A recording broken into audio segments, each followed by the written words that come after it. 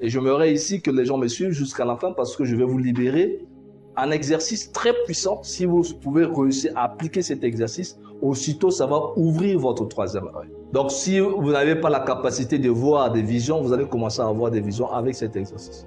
Vous allez commencer à avoir des visions parce que quand le troisième œil s'ouvre, il vous donne toutes les facultés. Il ne faut pas oublier.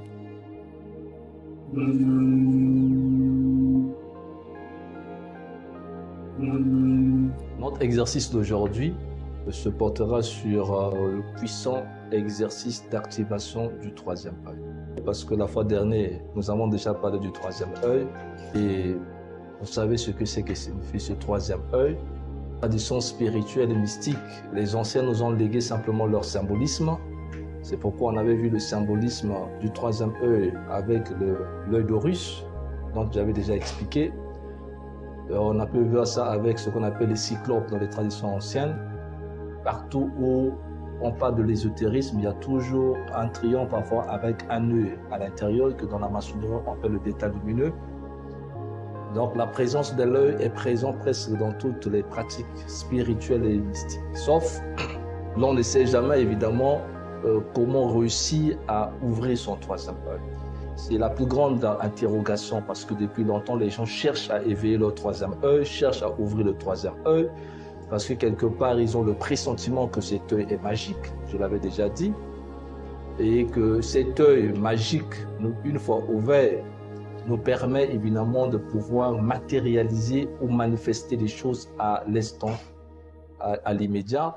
Cet œil également permet de communiquer à de longues distances lorsqu'on parle de la télépathie. En fait, ça passe par le troisième œil, contrairement à ce que les gens pensent. Et c'est pourquoi ça demande beaucoup d'expérience initiatique. Donc cet œil sacré, cet œil mystique, c'est un œil qui se trouve déjà au-dedans de chacun de nous. Les religieux penseraient peut-être que cet œil-là, c'est diabolique. Souvent, quand on dit le troisième œil, on dit c'est satanique, c'est diabolique. Parce que tout ce qu'ils savent, c'est appeler Satan partout. En réalité, c'est naturel. Ça n'a rien d'abord de tout ce qu'on pense. Nous naissons tous avec cet œil magique. Nous l'avons avec nous. J'avais déjà expliqué ça dans l'eau précédente. Donc, cet œil, c'est ce que dans la tradition de l'Inde, on appelle l'Ajna Chakra. Donc, l'Ajna Chakra, c'est cet œil qui se situe donc entre nos sourcils. Visiblement, ça ne se fait pas voir. C'est quelque chose qui se trouve à l'intérieur.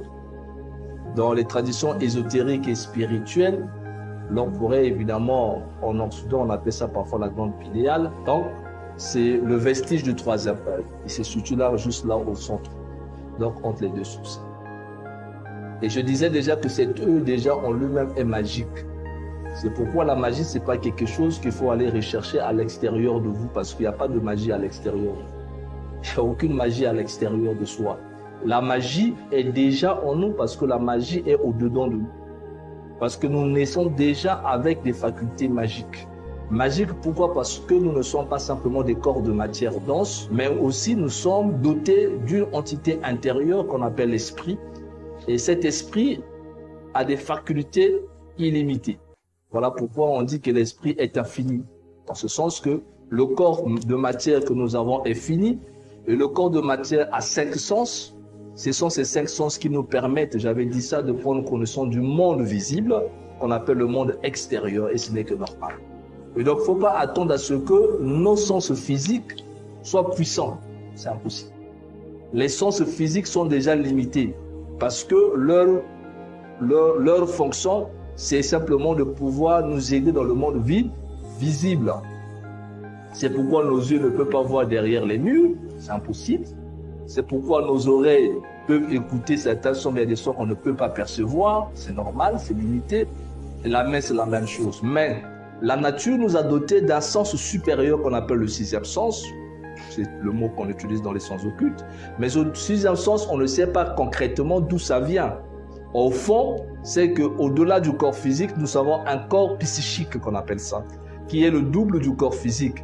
Donc de la même manière que nous avons un estomac physique, nous avons également un estomac psychique. Nous avons des oreilles physiques, mais nous avons également des oreilles psychiques. Donc tout ce que vous voyez dans le physique a son double dans le psychique. Donc on pourrait pouvoir parler parfois de double éthérique. Et donc, au-delà de ça, nous avons donc ici la glande pinéale ou encore l'Ajna Chakra. Et j'aimerais ici que les gens me suivent jusqu'à la fin parce que je vais vous libérer un exercice très puissant. Si vous pouvez réussir à appliquer cet exercice, aussitôt ça va ouvrir votre troisième œil. Donc si vous n'avez pas la capacité de voir des visions, vous allez commencer à avoir des visions avec cet exercice. Vous allez commencer à avoir des visions parce que quand le troisième œil s'ouvre, il vous donne toutes les facultés. Il ne faut pas oublier ça, j'avais déjà dit ça autrefois. C'est le troisième œil, lorsqu'il s'ouvre, il vous donne toutes les facultés.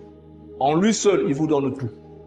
Et je disais la fois dernière, lorsque l'on prie, en fait, lorsque la prière ne traverse pas notre troisième œil, c'est-à-dire l'ajna chakra, c'est très difficile que nous obtenons le résultat. Parce que c'est à partir de ce troisième œil que tout se traduit, de l'invisible vers le visible. C'est pourquoi lorsqu'on commence à travailler avec le troisième œil, ou quand vous êtes en train de pouvoir faire vos méditations spirituelles, lorsque vous captez quelque chose avec vos sens, à un moment après, votre troisième œil, au-dedans de vous, récupère votre information. Et s'il récupère ça, il active, vous aurez la réponse. Il vous renvoie le résultat que vous recherchez. C'est automatique, c'est naturel. Et dès que vous allez voir ça avec l'œil de l'esprit, sachez que dans quelques jours, ça va se manifester dans le plan physique. Donc cet œil est magique. C'est même, je peux dire, c'est la clé de la magie. Et ça, les anciens pratiquants de la science occulte connaissaient ça, mais n'ont pas voulu expliquer ça aux gens ou dire ça aux gens. Donc l'exercice que je donne, c'est des exercices en réalité réservés dans des grandes fraternités mystiques ésotériques qui ne sont pas à la portée de tout le monde. Vous verrez ça nulle part ailleurs. En fait, ceux qui ont présenté la magie, il y a eu beaucoup de livres en magie, en science occulte, en mysticisme, mais en réalité, ils n'ont pas dit la vérité, soit parce qu'ils n'ont pas voulu le dire, soit parce qu'eux-mêmes également, ils ignoraient la vraie base de la pratique. C'est pourquoi on voyait voir les gens allumer les bougies, allumer ceci, allumer les encens, faire des pentagrammes, tout ça. Vous pouvez faire toutes ces choses-là. Si vous n'avez pas encore l'œil mystique bien développé, ça ne marchera pas. Pourquoi ça ne marchera pas? Parce que ce que vous faites se trouve qu'à l'extérieur de vous, ça n'a pas encore influencé votre monde intérieur. Il faut que les objets qui vous entourent influencent le monde intérieur. Ce n'est que quand ça influence votre monde intérieur que vous aurez une réponse qui va venir de l'au-delà. Et quand la réponse de l'au-delà va venir, c'est le résultat que vous étiez en train de rechercher. Il y a une démarche magique en fait, mais la magie c'est plutôt le résultat que vous obtenez de l'esprit. C'est ça qui est magique. C'est que vous ne pouvez pas expliquer ça avec votre raisonnement humain.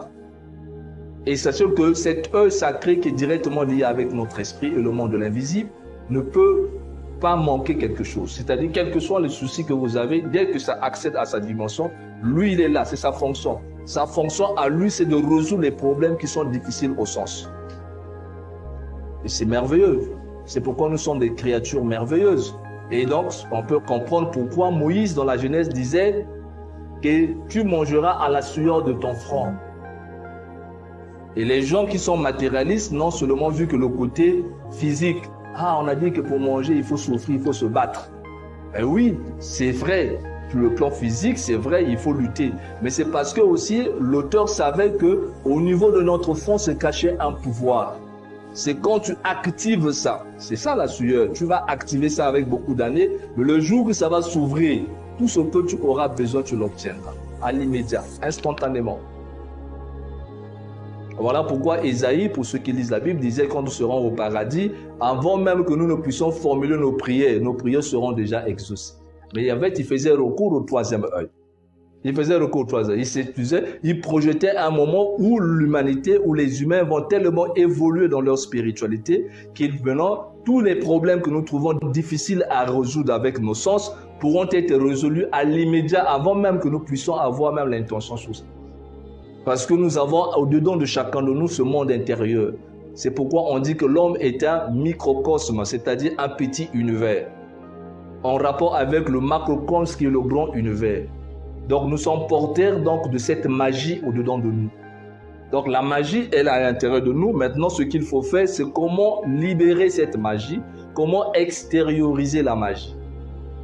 Et donc avec cet exercice que je vais donner tout à l'heure, ça va permettre à tout un chacun de commencer à se reconnecter avec le monde intérieur qui est en soi. Et vous allez commencer finalement à recevoir ce qu'on appelle comme des flashs, on appelle ça des impressions psychiques. C'est par là que vous comprenez que vous êtes en contact avec l'au-delà. Vous allez commencer à recevoir des flashs d'informations qui vous viennent comme ça là. comme des éclairs d'intuition, on appelle ça. Donc tout ça, c'est des signes qui montrent que votre œil est en train de s'ouvrir. Et plus vous allez continuer à travailler, plus ça va devenir de plus en plus clair. Jusqu'au moment où si vous travaillez dur et beaucoup, votre moi psychique, c'est-à-dire le corps psychique, va commencer à prendre le dessus sur votre corps physique. Votre volonté ne va plus obéir directement à votre corps physique, mais votre volonté va directement obéir à votre corps psychique. Là, vous devenez un super pratiquant de la magie. C'est le niveau qu'ont atteint les Jésus, les Bouddhas et tout le monde. C'est-à-dire que la volonté, leur volonté n'obéissait pas d'abord. Le corps physique était en retard. C'est que quand il dit, bon, je dois prendre ce téléphone, c'est d'abord le corps psychique qui va toucher le téléphone. Parce que la volonté devient reliée beaucoup plus au corps spirituel. Ce qui fait que si tu atteins ce niveau, tout devient magique parce que quand tu vas toucher avec ta main invisible le téléphone va bouger, ça va monter sur le... On va voir le téléphone voler. Mais les gens ne voient pas la main invisible qui touche le téléphone. Ils voient seulement que la main physique reste. Mais la main physique peut se détacher. Le problème, c'est que le corps psychique peut se détacher complètement du corps physique. C'est comme ça que nous avons été constitués. Sauf que pour l'instant, n'étant pas trop avancés spirituellement, nous sommes tous comme des prisonniers dans nos corps de matière. Et d'ailleurs, les grands philosophes comme les Platon, les Socrates avaient raison de dire que le corps est le tombeau de l'âme. Et Platon parlait souvent des prisonniers de la taverne. C'était pour montrer cette image que nous sommes en fait en prison dans le corps. C'est pourquoi, avec la véritable spiritualité que nous faisons, nous allons commencer petit à petit à apprendre à nous détacher de notre corps pour que notre volonté commence à obéir d'abord à notre esprit ou à notre corps psychique. En ce moment-là, ce qu'on pourrait appeler miracle ne serait plus encore miracle. Ce n'est que des lois spirituelles maîtrisées. Alors, en quoi consiste cet exercice? Il est très simple en fait. Pour réussir cet exercice, il vous suffit de avoir un miroir. C'est pourquoi on vous disait dans vos oratoires qu'il vous faut avoir un miroir. Vous avez besoin du miroir et avec le miroir, comment est-ce que vous allez travailler? Vous allez simplement prendre un petit morceau un bout de papier seulement, un bout de papier très petit, comme celui-ci. Vous imbibez ça. Et si le miroir se trouve sur votre sanctuaire, faites en sorte que lorsque vous allez appuyer, vous allez mettre votre bout de papier, que quand vous allez vous fixer dans le miroir, que ça se situe au niveau de votre front. Il est là. Ça veut dire que si le miroir est dans mon sanctuaire devant moi, quand je place le miroir, mon agenda est directement lié à ça. Donc je dois me situer entre le point qui est là. Comprenez? Donc mes yeux doivent aller directement être au même niveau qu'avec ce point. En ce moment-là maintenant, vous allez commencer à vous concentrer simplement sur ce point qui est là. Donc vous regardez dans le miroir votre image. Et quand vous regardez dans le miroir, faites en sorte que cet élément que vous voyez se situe là. Donc vos deux yeux sont à côté et cet objet se trouve entre vos deux yeux, entre vos deux sourcils. Et vous vous concentrez sur ça fixement. Vous fixez ça fixement et forcez-vous de fixer jusqu'à ce que ce point qui est au centre puisse disparaître. Oui, le point blanc doit disparaître. C'est que quand vous êtes en train de vous regarder, le point blanc, vous n'allez plus encore le voir. Il va disparaître. S'il arrive à disparaître de votre image, en ce moment-là déjà, votre œil intérieur se met en activité, de façon automatique. C'est un exercice qui va vous prendre un peu d'effort, mais il faut le répéter régulièrement. Le problème, le secret, c'est la régularité dans la pratique. Donc, ne faites pas ça un jour, après vous fallait faire une semaine sans encore refaire. Non. Chaque jour, matin, soir ou surtout le soir, vous travaillez sur ça. Vous allumez vos bougies si vous avez, pour ceux qui ont leur oratoire. Vous restez concentré sur ce point et vous fixez ça. Vous regardez. Vous allez regarder jusqu'à ce que vous allez commencer à constater que ça va commencer à disparaître. N'ayez pas peur de ce que vous allez revoir. Ouais, parce que vous allez commencer à voir certaines images, ça que ça vous effraie. Restez juste serein, il n'y arrivera à rien. C'est juste un exercice. Vous allez commencer à constater quelque chose arriver. À un moment après, vous aurez ce qu'on appelle la fatigue oculaire. C'est-à-dire, vos yeux physiques vont commencer à s'alourdir comme si vous étiez pris par un sommeil.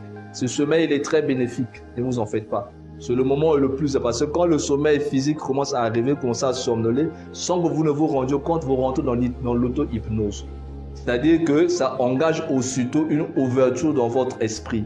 Et cette ouverture fait en sorte que le passage de l'invisible commence à s'ouvrir. Et vous verrez que si vous avez l'habitude de le faire, vous vous interrogez sur quelque chose que vous voulez savoir, une information, vous vous concentrez sur cet exercice. À un moment après, vous allez rentrer comme dans un sommeil. Dès que le sommeil arrive, c'est une vision. Vous aurez avoir une image. Captez cette image-là.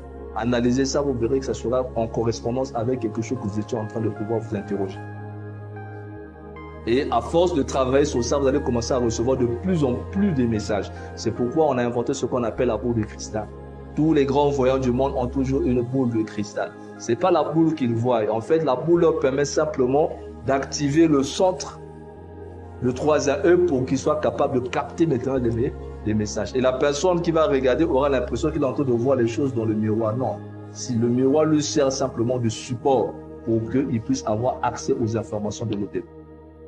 Voilà, c'est donc un exercice très simple que je donne à tout le monde pour que vous puissiez activer facilement votre troisième œil. Vous travaillez sur ça, vous aurez de très bons résultats. Merci à vous d'avoir suivi donc cet exercice.